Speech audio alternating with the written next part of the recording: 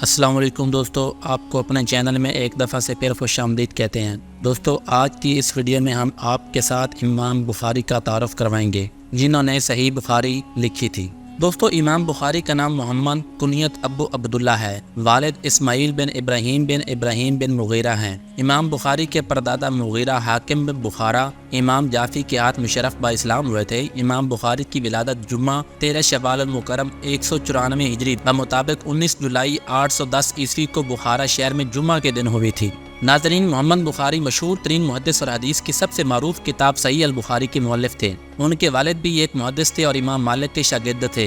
امام بخاری کا درجہ احادیث کو چھان پھٹک کر ترتیب دینے میں اتنا اونچا ہے کہ بالاختلاف الجامع اور صحیح یعنی صحیح البخاری شریف کا درجہ صحت میں قرآن پاک کے بعد پہلے نمبر پر ہے۔ امام بخاری کا سلسلہ نسب کچھ یوں ہے: ابو عبداللہ محمد بن اسماعیل بن ابراہیم بن مغیرہ الجعفی۔ آپ کے والد ماجد حضرت مولانا اسماعیل صاحب اکابر محدثین میں سے ہیں۔ کنیت ان کی ابو الحسن ہے۔ حضرت امام مالک کے خاص تلامذہ میں سے ہیں اور حضرت امام مالک کے علاوہ حماد بن زید اور ابو معاویہ عبداللہ بن مبارک وغیرہ سے بھی آپ نے احادیث روایت کی ہیں۔ احمد بن حفص، نصر بن حسین وغیرہ آپ کے شاگرد ہیں۔ اس قدر پاک باز، متدین، معتاد تھے، خاص طور پر آپ کے مال میں ایک درہم بھی ایسا نہ تھا جسے مشکوک یا حرام قرار دیا جا سکے۔ ان کے شاگرد احمد بن حفص کا بیان ہے کہ میں حضرت مولانا اسماعیل کی وفات کے وقت حاضر تھا۔ اس وقت آپ نے فرمایا کہ میں اپنے کمائے ہوئے مال میں ایک درہم بھی مشتبہ چھوڑ کر نہیں جا رہا۔ یہ فخر امت میں کم ہی لوگوں کو حاصل ہوا ہے کہ باپ بھی محدث ہو اور بیٹا بھی محدث، بلکہ سید المحدثین تھے۔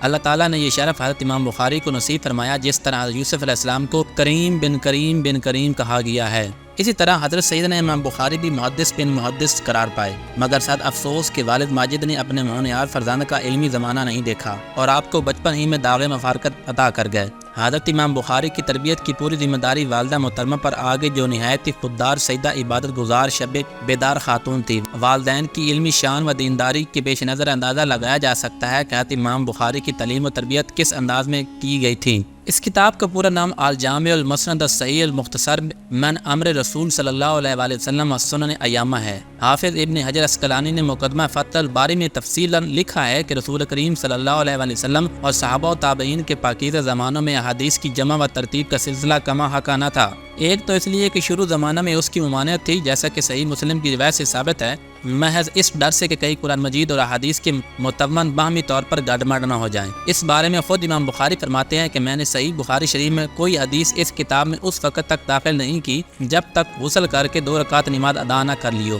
بیت اللہ شریف میں اسے میں نے تعریف کیا اور 2 رکعت نماز پڑھ کر ہر حدیث کے لیے استخارہ کیا۔ مجھے جب ہر طرح سے اس حدیث کی صحت کا یقین ہوا، تب میں نے اس کے اندراج کے لیے قلم اٹھایا۔ اس کو میں نے اپنی نجات کے لیے حجت بنایا ہے۔ 6 لاکھ حدیثوں سے چھانٹ کر میں نے اسے جمع کیا ہے۔ الجامع الصحیح البخاری کے علاوہ امام بخاری نے متعدد اور کتب بھی تحریر کی، مثلا التاریخ الکبیر، التاریخ الصغیر، الادب المفرد، الجامع الکبیر، التفسیر الکبیر، جزء رفع الیدین، کتاب الضعفاء، جزء القراء، کتاب براء الوالدین اور فقہی۔ امام بخاری نے جن استاذہ سے انہوں نے کسب فیض حاصل کیا، ان کی تعداد 1080 بتائی جاتی ہے۔